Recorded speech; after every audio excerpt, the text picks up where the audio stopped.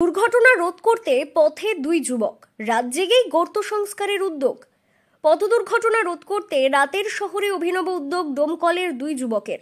তার কারণ অনেকেই অবহেলা করতেন এদেরকে, তাই ছোট বলে অবহেলা করো যাকে তুমি, বড় হয়ে সুযোগ বুঝে ফেলে সে ভূমি। হ্যাঁ, এই প্রবাদ বাক্যটি যেন এই প্রতিবেদনের জন্য একদম উপযোগী। বড়রা যে কাজে টালবাহানা করে, ছোটদের কাছে সেই কাজ যেন হয়ে যায় খেলার ছলে, এবং বড়দের চোখে আঙুল দিয়ে দেখিয়ে দেয় তোমরা যাকে অবহেলা করছো সেই একদিন সুযোগের সদ্ব্যবহার করে তোমাকে ছাড়িয়ে যেতে পারে।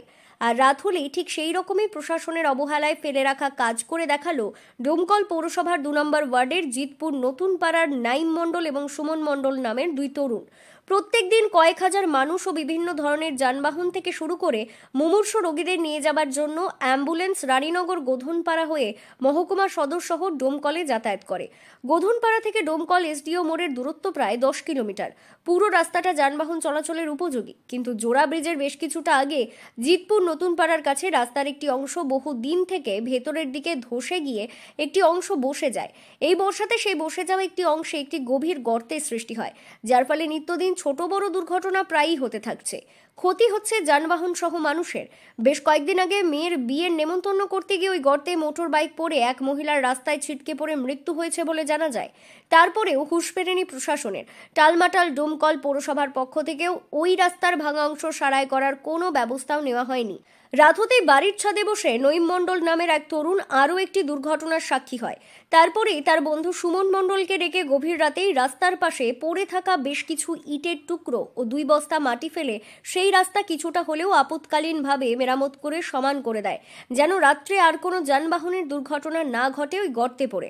দুই বন্ধু জানায়, স্থানীয়রা ডোমকল প্রশাসন ও ডোমকল পৌরসভায় বারবার জানানো সত্ত্বেও এই ভাঙা অংশ ঠিক করার কোনো ব্যবস্থা নেওয়া হয়নি। কয়েকদিন আগে এই গর্তে একটা বাইক পড়ে এক মহিলা মারা যায়। শুধু এখানেই শেষ না, প্রতিদিনই কোনো না কোনো দুর্ঘটনা হয়েই থাকছে এখানে ওই গর্তের কারণে।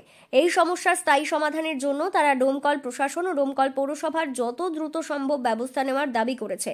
নয়তো আবারও বৃষ্টির পর আরও বড় হয়ে উঠবে সেই গর্ত।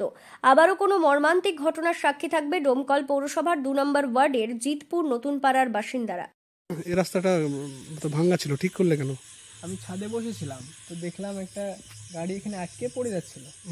তারপরে বিগত কিছুদিনে এখানে একটা গাড়ি ধাক্কা মেরেছে দেওয়ালে, এখানে একটা মেয়ে পড়ে গিয়ে মারা গিয়েছে, এখানে কিছু গাড়ি ঢুকে পড়ছে।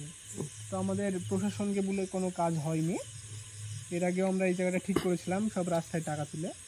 আবার এই ভেতর দিয়ে আছে আপনার ফাঁক আছে, ড্রেন টাইপের, পানি করে এই জায়গাটা পুরো বসে গেছে। ঠিকঠাক করে দিলাম, মানুষজনের রাত্রে ক্ষয়ক্ষতি না হয় তাই দেখে এসে ভয়। সকালবেলা এটা শুনতে হবে কে মারা গিয়েছে, কি খাম হয়েছে। একজন তো মারা গিয়েছে, ওই কারণে একটা মেয়ে মারা গিয়েছে। আচ্ছা, এখানে একটা ব্যারিকেড ছিল না? ব্যারিকেডটা ছিল, কোনো গাড়িওয়ালা হয়তো তুলে ফেলে দিয়েছে। আশপাশ খুঁজলাম, পেলাম না। আচ্ছা, তো কেউ হয়তো নিয়ে চলে গেছে, কোনো লরি টরিওয়ালা। আচ্ছা, এই জায়গাটার নাম জিতপুর নতুন পাড়া। মুর্শিদাবাদ থেকে কৌশিক অধিকারীর রিপোর্ট, লোকাল 18 বাংলা।